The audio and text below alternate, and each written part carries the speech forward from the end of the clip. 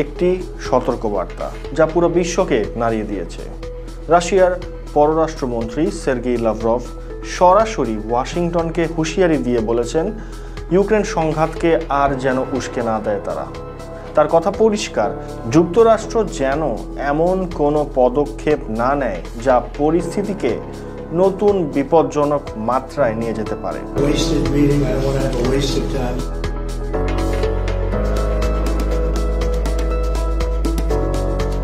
Lavrov president ট্রাম্পের প্রশংসাও করেছেন। তিনি বলেছেন, দীর্ঘদিন ধরেই সংলাপের মাধ্যমে শান্তি প্রতিষ্ঠার পক্ষে ছিলেন তিনি। কিন্তু রাশিয়ার আসল উদ্বেগ হলো ন্যাটো সম্প্রসারণ, যা গত ২০ বছর ধরে তারা বারবার উল্লেখ করে আসছে।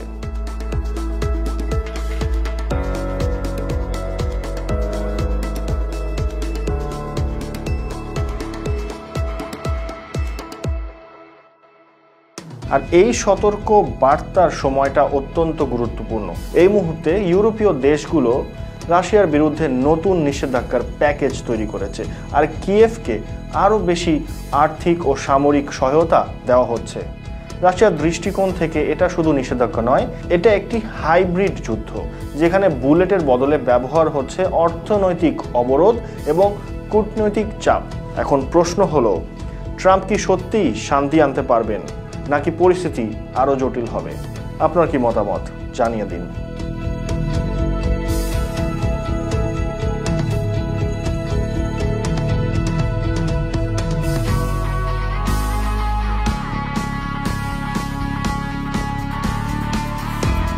খবর সংযোগের আজকের টপ নিউজে আমরা ঘটনা প্রবাহের আড়ালে লুকিয়ে থাকা শক্তির খেলা, অভিযান, কূটনীতি ও ভবিষ্যতের ঝুঁকি খুঁজে দেখার চেষ্টা করব। সঙ্গে থাকুন এবং আমাদের ভিডিওগুলো পৃথিবীর কোন প্রান্ত থেকে দেখছেন তা কমেন্টে জানান। চলুন তাহলে শুরু করা যাক।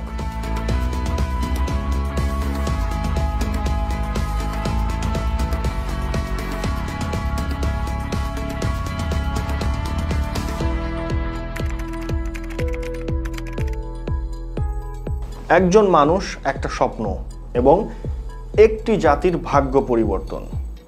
ঠিক আজ থেকে 14 বছর আগে ইরান হারিয়েছিল তাদের ক্ষেপণাস্ত্র শক্তির প্রকৃত স্থপতি হাসান তেহরানি মোকাদ্দমকে।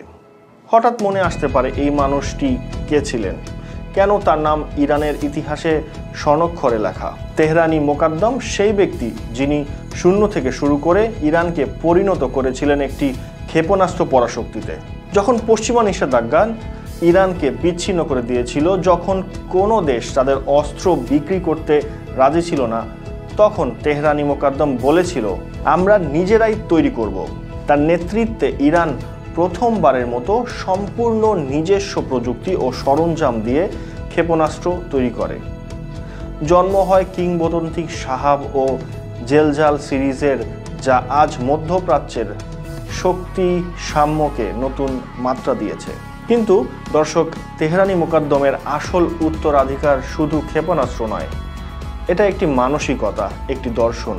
তিনি প্রমাণ করেছিলেন যে নিষেধাজ্ঞা আর বিচ্ছিন্নতা কোনো জাতিকে দুর্বল করতে পারে না, বরং তাদের আত্মনির্ভরশীল করে তোলে। তার গড়ে তোলা বৈজ্ঞানিক গবেষণা ব্যবস্থা, প্রকৌশল একাডেমি এবং প্রযুক্তি অবকাঠামো আজও ইরানের প্রতিরক্ষা শিল্পের মেরুদণ্ড। আর যখন ইরান তাদের হাইপারসনিক ক্ষেপণাস্ত্র ফাত্তা নিয়ে গর্ব করে, যখন তাদের ড্রোন প্রযুক্তি বিশ্বকে চমকে দেয়, তখন মনে রাখতে হবে এসবের বীজ বপন করে গিয়েছিল তেহরানি মোকাদ্দম।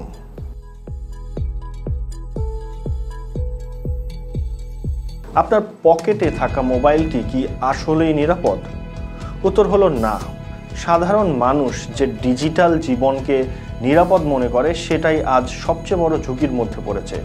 কল্পনা করুন, 1 মিলিয়নের বেশি আমেরিকান তাদের মোবাইল ফোন হ্যাক হয়। এটা কোনো সাধারণ সাইবার ক্রাইম নয়। অভিযোগের তীর সরাসরি তাক করা হলো চীন সরকারের দিকে। সল্ট টাইফুন বা UNC4841 নামের হ্যাকার গ্রুপ, যা বেইজিংয়ের সরকারের সাথে কাজ করে, তারাই এই বিশাল হামলার মাস্টারমাইন্ড বলে দাবি করা হচ্ছে। ন্যাটোর সাইবার বিশ্লেষক টিম তা জানিয়েছে, এটা শুধু হ্যাকার গ্রুপের কাজ নয়, এর পিছনে রয়েছে চীনা সামরিক ইউনিট ও গোয়েন্দা সংস্থার যৌথ পরিকল্পনা। মানে পরিষ্কার কথা, যা বোঝা যাচ্ছে তা হচ্ছে চীনা সরকার তার সাথে সরাসরি জড়িত আছে। এটা আর কোনো সাধারণ হ্যাকিং নয়, এটা রাষ্ট্র পরিচালিত সাইবার গুপ্তচর বৃদ্ধি। এই ঘটনা আমাদের একটা কঠিন সত্য মনে করিয়ে দেয়। বিশ্ব এখন শুধু ভূ রাজনৈতিক নয়, সাইবার যুদ্ধের ময়দানও পড়েছে। আপনি যে ডিভাইস চালাচ্ছেন সেটা কখনোই শতভাগ নিরাপদ নয়। আপনার ব্যক্তিগত তথ্য, ব্যাংক ডিটেলস, গোপন কথোপকথন সব কিছু যে কোনো মুহূর্তে অন্য কারো হাতে চলে যেতে পারে। আর চীন এই কাজটি এতটাই নিখুঁতভাবে করতে পেরেছে যে মাসের পর মাস কেউ টেরই পাননি। এদিকে ট্রাম্প প্রশাসন এই ভয়াবহ হ্যাকিং কেলেঙ্কারিতে একদম নাজেহাল অবস্থায় পড়েছে। তো প্রশ্ন হলো, যদি আমেরিকার মতো পরাশক্তি নিজেদের নাগরিকদের ডিজিটাল নিরাপত্তা দিতে না পারে, তাহলে বাকি বিশ্ব অবস্থাটা কি? সাইবার যুদ্ধের এই নতুন যুগে আপনার সবচেয়ে বড় শত্রু হয়তো বা আপনার পকেটেই লুকিয়ে আছে। এটা শুধু আমেরিকার সমস্যা নয়, এটা পুরো বিশ্বের জন্য একটি সতর্কবার্তা। আজকের বিশ্ব এক নতুন জায়গায় দাঁড়িয়ে আছে। একদিকে যুদ্ধক্ষেত্র, অন্যদিকে কূটনীতি, ক্ষেপণাস্ত্রের হুমকি আর সাইবার আক্রমণের অদৃশ্য শক্তি সব মিলে এক জটিল ছবি তৈরি হচ্ছে। এই ছবি শুধু দেশ বা সীমান্তের মধ্যে নেই, এটা জড়িত আছে আন্তর্জাতিক শক্তি ভারসাম্য, অর্থনীতি, নিরাপত্তা, এমনকি আমাদের ডিজিটাল জীবনের সাথেও। ইউক্রেনে রাশিয়ার পদক্ষেপে শুধু ভূখণ্ডের জন্য নয়, এটা পুরো বিশ্বের রাজনৈতিক মানচিত্রে নতুন চাপ তৈরি করছে। ইউরোপ যখন নিষেধাজ্ঞা আরোপের প্রস্তুতি নিচ্ছে, তখন রাশিয়া ন্যাটো এর মধ্যে শক্তির নতুন হিসাব করে তুলছে।